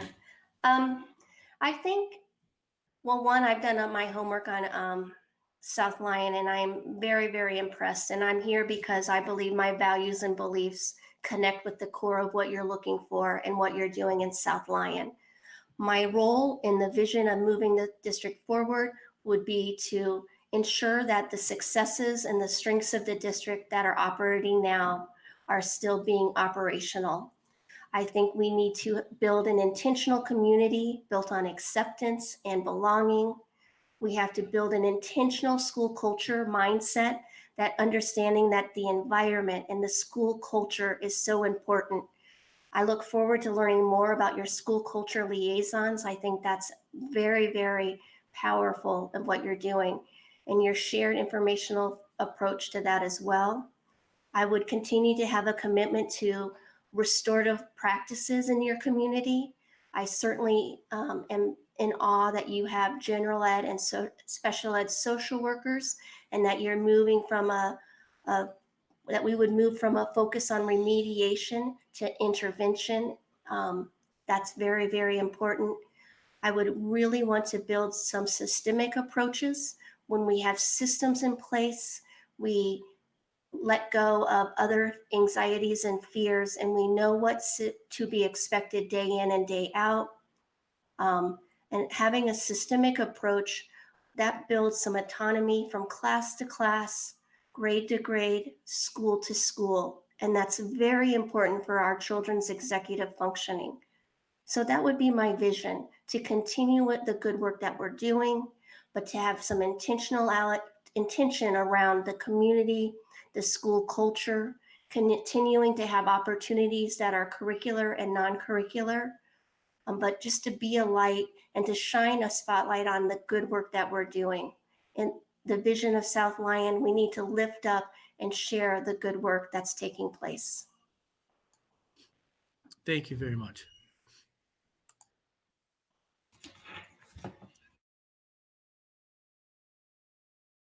I have 3 final questions for you regarding staff and personnel.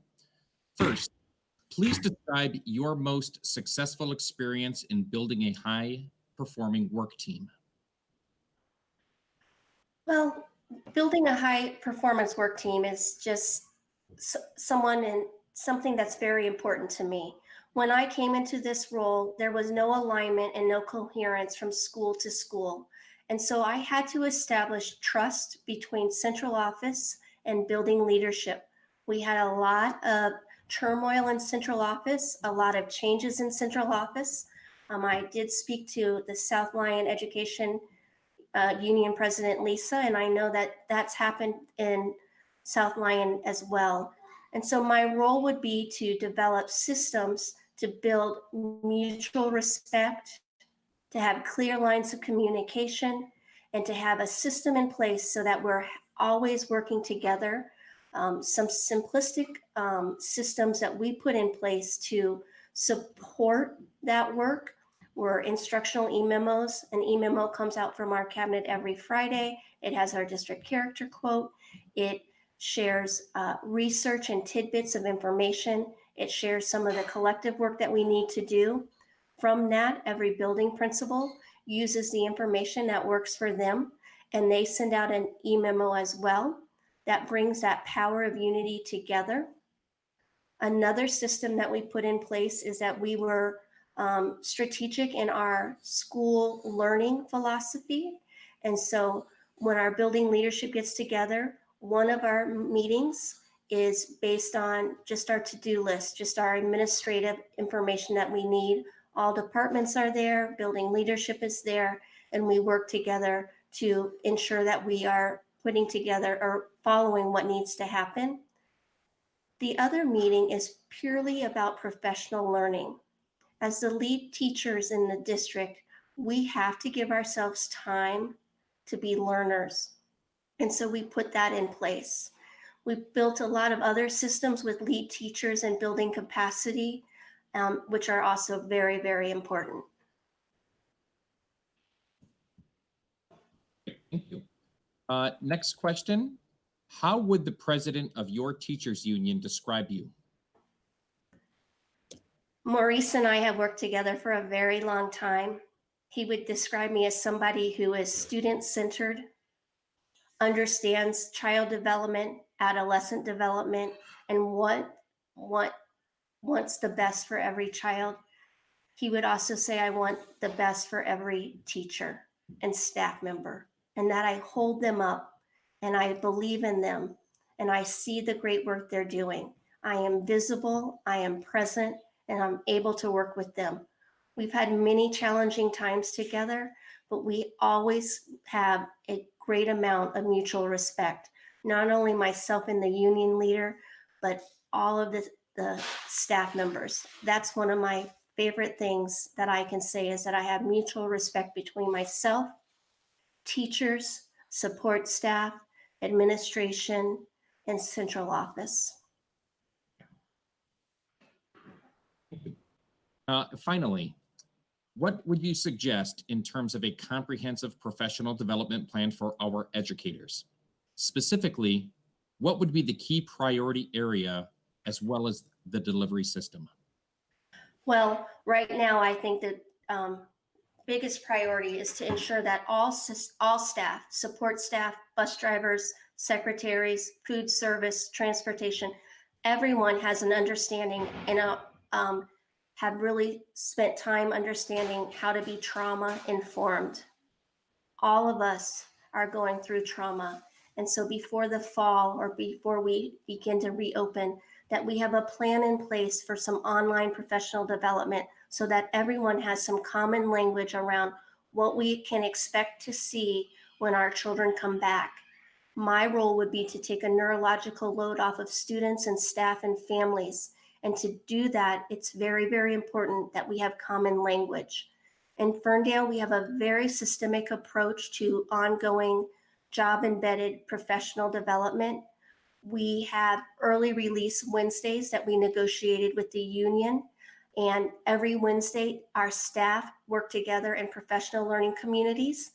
That autonomy of the building decides what that looks like. It might be grade level, It might be subject-based. It might be based on some action research, but the building leaders decide what that looks like. On the third Wednesday of every month, we negotiated for a 2-hour staff meeting. That staff meeting is all about professional learning. We allow our principals and our lead teachers and others run those 2-hour PDs.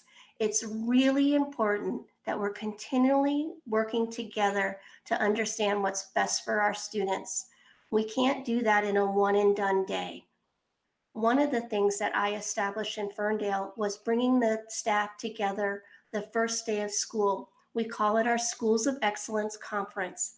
When I mean everyone from bus drivers to secretaries to district staff to central leadership, everybody comes together. We have a keynote speaker, we do a morning activity, and then everyone goes into different breakout sessions that they choose based on what they want to learn. The more that we are collective in that work, the better off we'll be.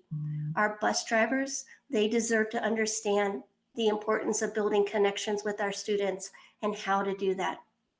Our food service workers, they need to understand the power of what they can do with their language with children when they're going through the line. All of that is essential. And so you have to put together a systemic approach. Another thing that we've done is utilizing our 31A money. We pay our teachers to come to opportunities after school. We have series of events that we offer. It might be yoga. It might be mindfulness. It might be understanding trauma-informed practices, culturally responsive teaching. And it's a series led by teachers and teachers working with teachers to understand what's best for our children. Our teachers and our support staff are able to attend, and they're paid to do that. That way, we have this systemic approach to what's most important to our strategic plan, and we're building that internal capacity of everyone. And so those are some ideas of instructional practices based on professional development. Thank you. Mm-hmm. All right. We would like to take a few minutes now to provide you with an opportunity to ask any questions you might have for the board. Absolutely. So I have reached out and I spoke to Dawn, your support staff union leader. I played phone tag and a little text message with Lisa, the union president. I did reach out to administrators, but they asked that I talk to George, and I had not had the opportunity to do that. I also spoke for a long time to Michelle, the South Lyon Educational Foundation, and I have heard from them the priorities that they're looking for in the next superintendent, and what the priorities that they want to continue to focus on as the school's district moves forward. With that in mind, what are some of the top 3 priorities you're looking for in the midst of this pandemic that we're at and the leadership that could take over?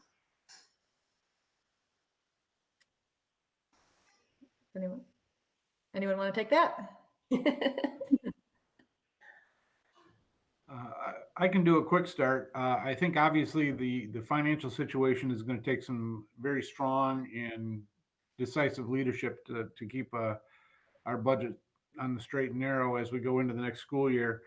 But on the flip side, I really am hoping that we can break out of our containment box and start thinking about some alternative ways to educate our students in CTE programs, some of the alternative stuff that we don't have in South Lyon. All right.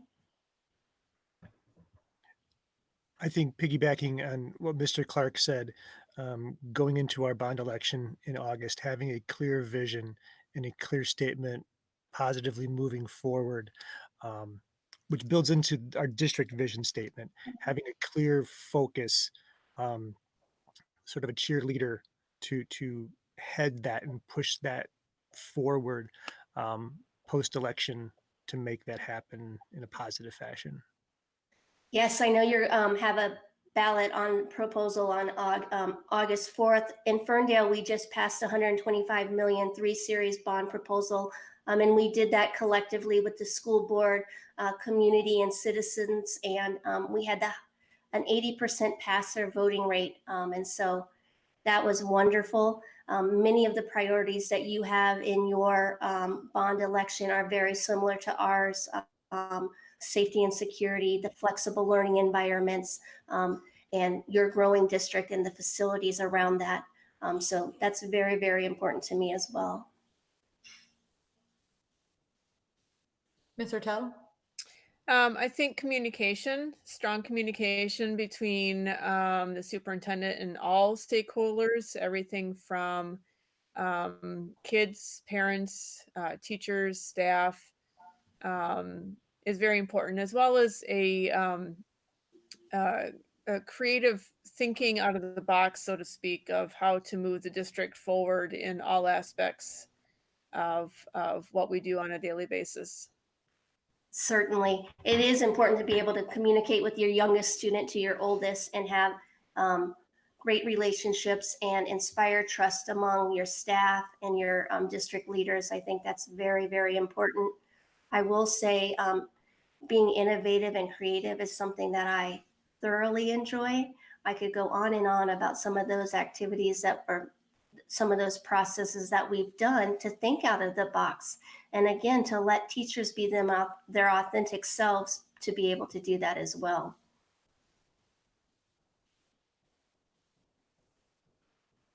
Mr. Schwager, did you have one? Yeah. No. I just thought that might make it easier instead of talking over each other. So I guess for me, I think one of the things South Lyon is most well known for across the state is how much we get out of each dollar from our foundational allowance.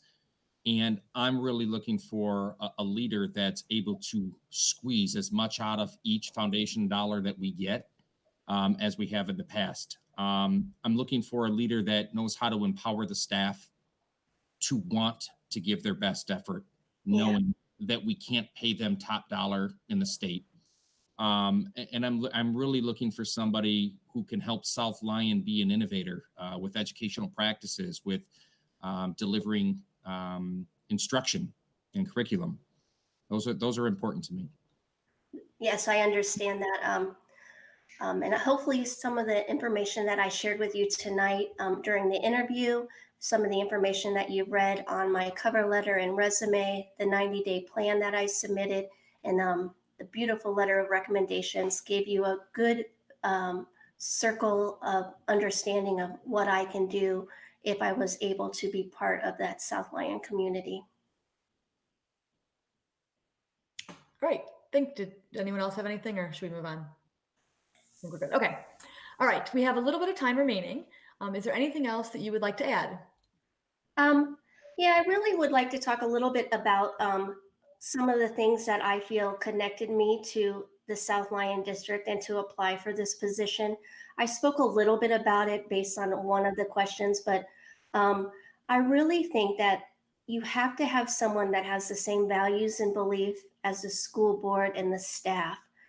I am in awe of some of the fundamental purposes that you've done. You've shifted from a focus of teaching to a focus of learning. That's in all of the documents that you have. I think that's very, very important. I also think that's important for teachers, and I know that they appreciate that. You're focusing on not what's being taught, but what's being learned. And that's very, very important to me. You've been working really hard to support all students. You have a very diverse group of schools, some in rural and some in suburban areas. And I think that background that I have on understanding diversity, being culturally based accountable, understanding the need for equitable opportunities is very, very important in that role. I really love that the district has moved from that remediation approach to intervention. Again, I said it earlier, but that even with this low foundation balance that you have, you're able to have regular and general ed social workers, that you have uplifted the understanding of restorative practices. You're working hand in hand. You've developed the community developed an incredibly powerful educational foundation.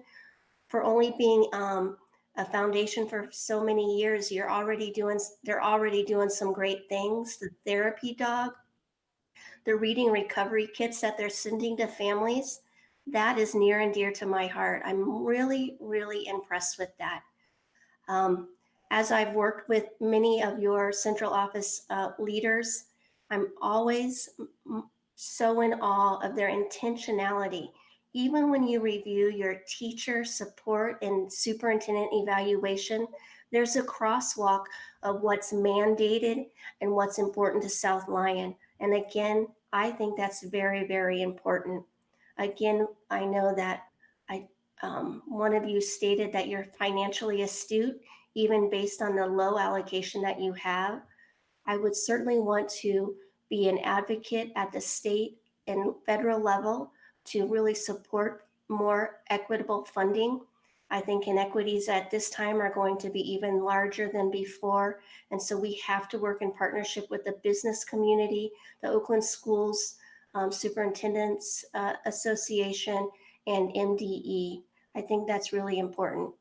But overall, I think that commitment that you have to the staff, to the students, and to the families in your community are really something that I think are very, very powerful.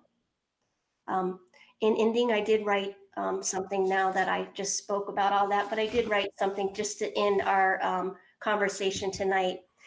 Being the voice and ambassador and advocate of South Lyon is an opportunity that I would be honored to accept.